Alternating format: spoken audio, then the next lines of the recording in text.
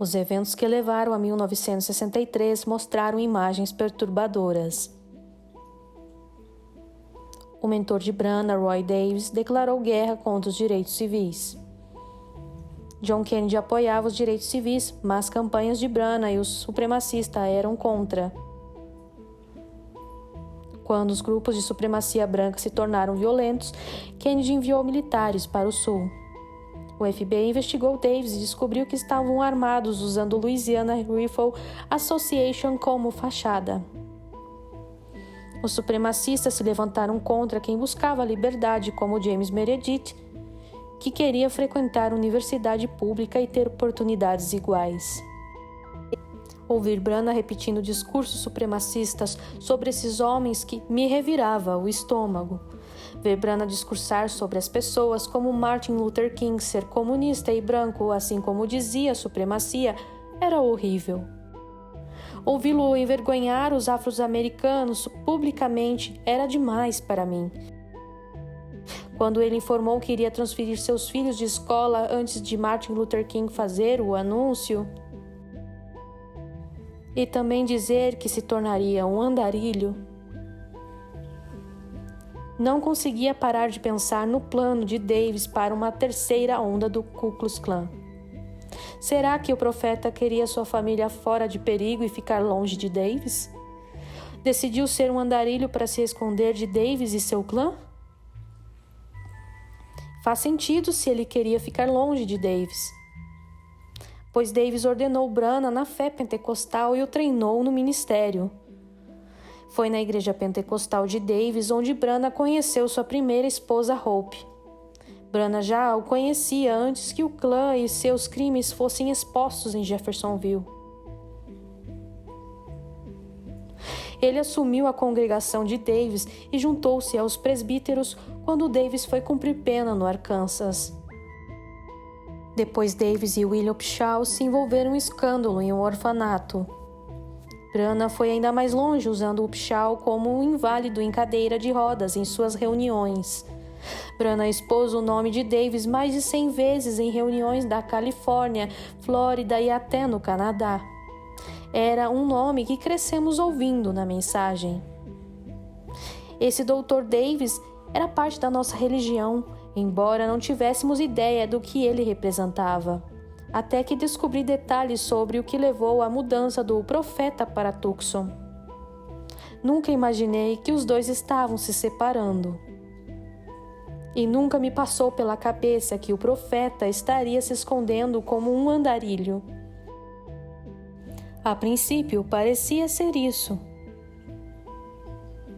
Branagh começou descrevendo um conflito de doutrina que teve com Davis.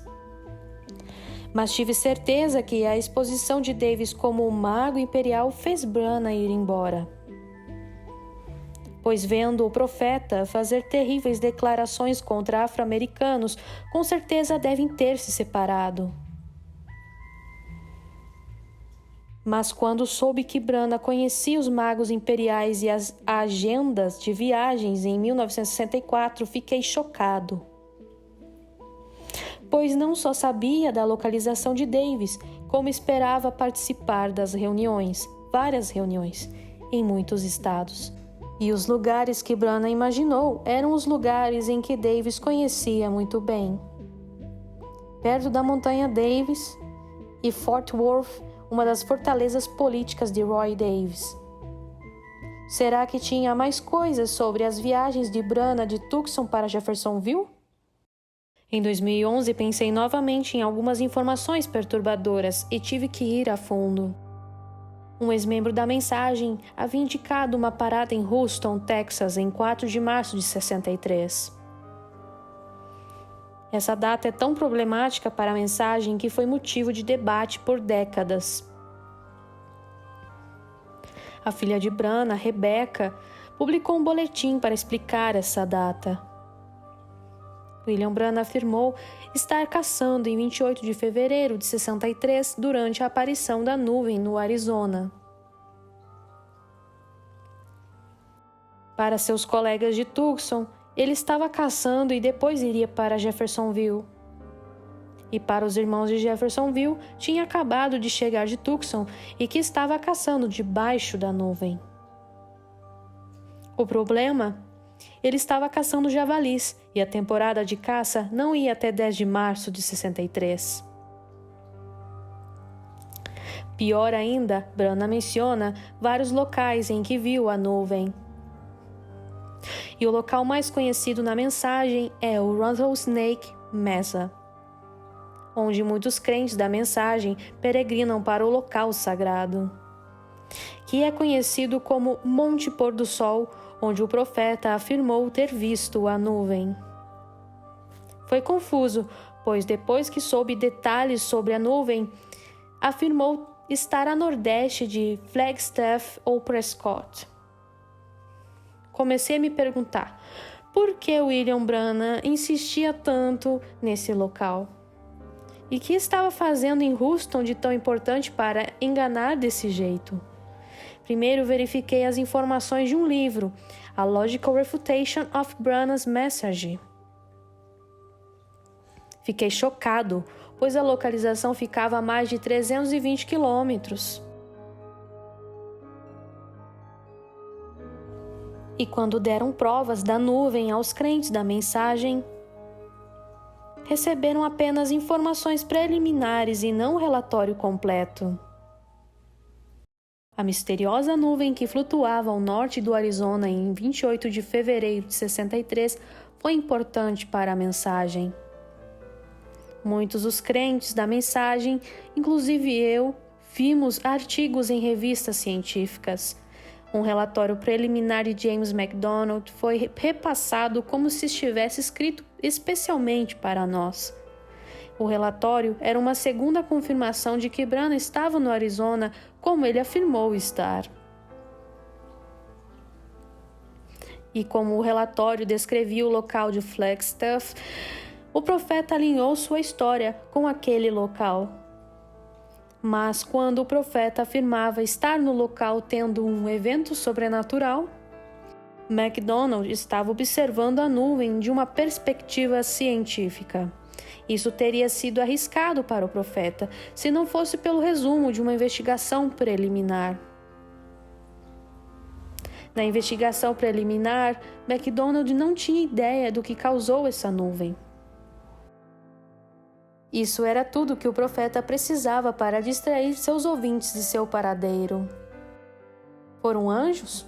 Eles visitaram o profeta? Seus ouvintes estavam tão focados se a nuvem foi feita por anjos ou não, que ninguém se questionou da temporada de caça e a distância do suposto local. Ou até se William Branham estava no estado de Arizona na época. O foco não era o local, e sim o mistério. O foco foi colocado sobre a nuvem e o cientista, e não o local. Nunca perceberam que ele inicialmente alegou estar perto da fronteira sul do Arizona e não a nordeste. Cerca de 322 milhas de distância da nuvem. Ou ele fez a viagem de caça e depois teve a experiência da nuvem em sua viagem para Houston. Mas também não pensaram que a reunião de Houston foi em 4 de março. E o evento da nuvem aconteceu em 28 de fevereiro. E também não tinha como ir caçar depois de Houston e ver a nuvem.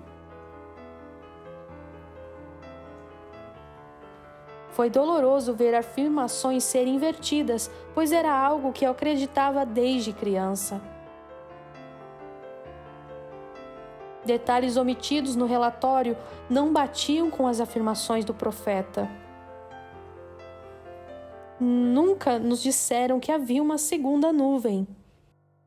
Ou aquelas testemunhas tiraram fotos de nuvens percorrendo o céu do estado, ao invés de anjos perfurando o céu e indo para o espaço, como afirmou o profeta. Nunca ninguém disse que MacDonald continuou sua pesquisa depois do relatório preliminar e que ele tinha várias hipóteses explicando a causa da formação. Como qualquer cientista, MacDonald criou uma lista de itens para investigar e analisou todas as hipóteses. Se ele continuasse sua pesquisa, os líderes da mensagem, que estavam tão interessados em confirmar o sobrenatural, qual conclusão teriam? E por que não discutiram isso na mensagem? Se o profeta realmente foi do Arizona para o Texas, então para o Arizona e depois para a Indiana? Isso por causa de um garotinho salvo da cadeira elétrica? Quem era esse menino e o que ele fez? Havia mais perguntas sem resposta nos detalhes do que na própria nuvem. Até agora, com tudo o que tinha descoberto sobre a vida privada do profeta, posso entender facilmente por que ele queria o foco em uma nuvem do que sobre o seu paradeiro. Porém, eu estive mais interessado no histórico todo. Quando a foto de William Branagh sobre o Houston Coliseum Lights foi capturada, William Branagh e Voice of Healing não tinham direitos de uso da foto. Os fotógrafos que tiraram a foto é quem tinha os direitos autorais. E até dezembro de 1950 se recusaram a permitir que Branagh usasse a foto nas vendas de livros.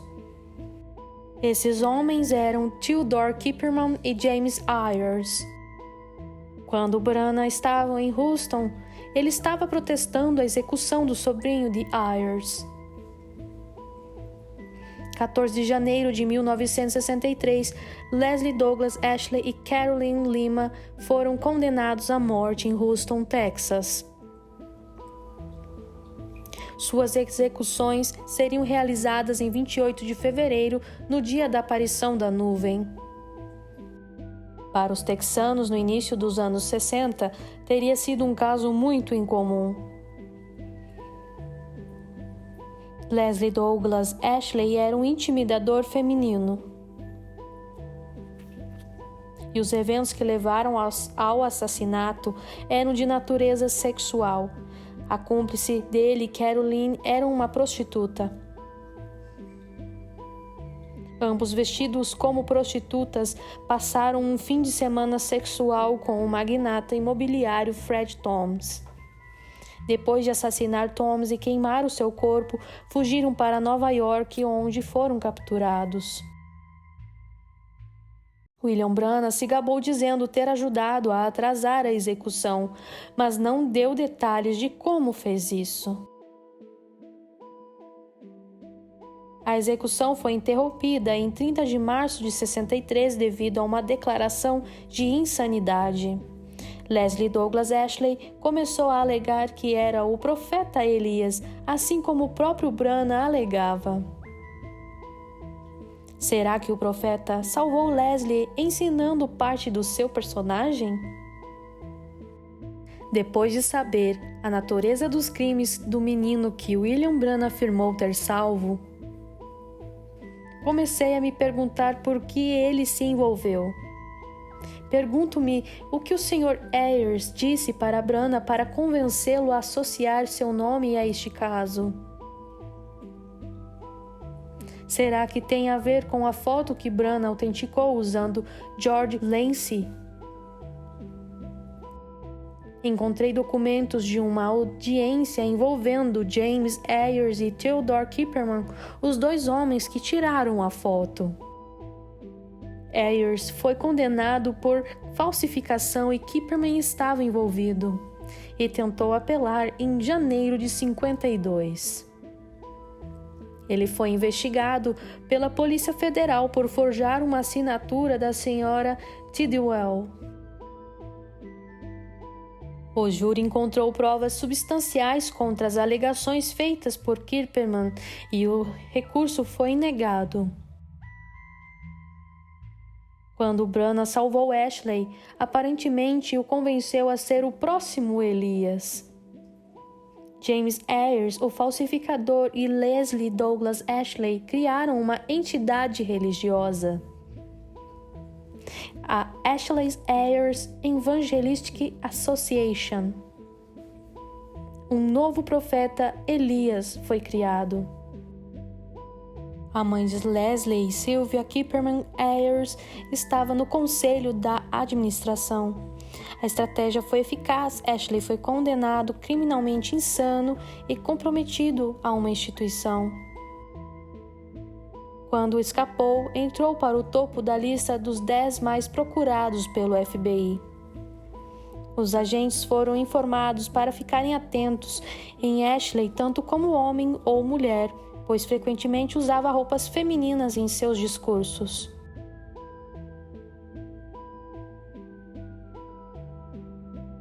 Procuravam por alguém associado a homossexuais e prostitutas enquanto carregava uma Bíblia. Em 24 de abril de 65, Ashley foi preso pelo FBI. Estava trabalhando em um show secundário no carnaval em Atlanta, Geórgia. Agentes federais enviaram Ashley de volta para Houston, onde teve um novo julgamento. Depois de cumprir 15 anos de pena, Ashley mudou seu nome e sexo. Agora, como Leslie Elaine Perez, Ashley participou das eleições do condado de Harris como um candidato transexual democrata. Com o tempo, Leslie Perez fez a transição para um ativista político respeitado. Em 94, ela foi destaque em um artigo de 4 páginas da revista Advocate e frequentemente ajudava candidatos liberais democratas a concorrerem às eleições. E foi reconhecida por seu apoio incansável a Bill Clinton. Também liderou esforços para ajudar os sem-tetos a combater crimes e educar sobre os vírus da AIDS. E junto com sua mãe Sylvia, distribuía preservativos e livros sobre sexo seguro nas ruas de Houston. Quando o profeta descreve salvar a vida de Leslie, não era como eu tinha imaginado. O governador não perdoou como havia afirmado, e ele não ganhou um Oscar da Human Society. Aprender os detalhes sobre a viagem do profeta a Houston me deixou ainda mais curioso. Até agora observei um padrão distinto de alegar coisas sobrenaturais enquanto há informações enganosas ou imprecisas. E embora estivesse claro que o histórico que ele deu não corresponde ao evento da nuvem, ainda queria saber por que os líderes da mensagem no Arizona não mencionavam o que aconteceu com a investigação do McDonald. Desde 1959, a costa oeste tinha preparado um sistema de defesa antimísseis para uma possível invasão russa. E o teste de balística internacional de míssil muitas vezes realizava explosões com formações de nuvem que a Força Aérea teve de explicar. O jornal de Tucson frequentemente mostrava detalhes. Especialmente depois que o presidente Kennedy anunciou sua inspeção no sistema de defesa. Força Aérea de Vandenberg anunciou testes nucleares em abril de 62.